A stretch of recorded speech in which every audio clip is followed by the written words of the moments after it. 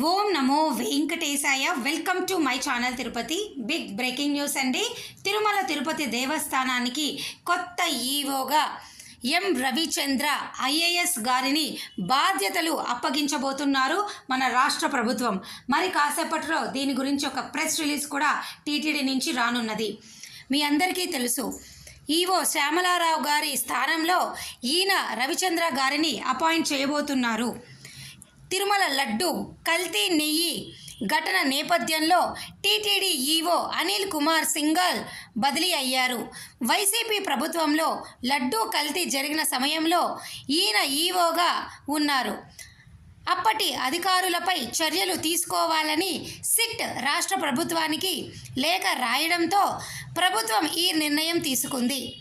అప్పటి వరకు సీఎం ముఖ్య కార్యదర్శి ముద్దాడ రవిచంద్రకు టీటీడీ ఈవోగా అదనపు బాధ్యతలను అప్పగించాలని ప్రభుత్వం నిర్ణయం తీసుకుంది. కాబట్టి మరి కాసేపట్లో దీని గురించి ఒక ప్రెస్ రిలీజ్ కూడా మీ అందరికీ రానున్నదండి.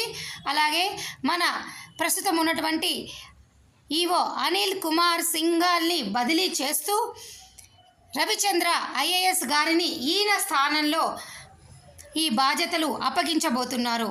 సో ఇదంతా కూడా కన్ఫామ్ అండి. ఈ వీడియోని లైక్ చేసి షేర్ చేసి సపోర్ట్ చేయగలరు.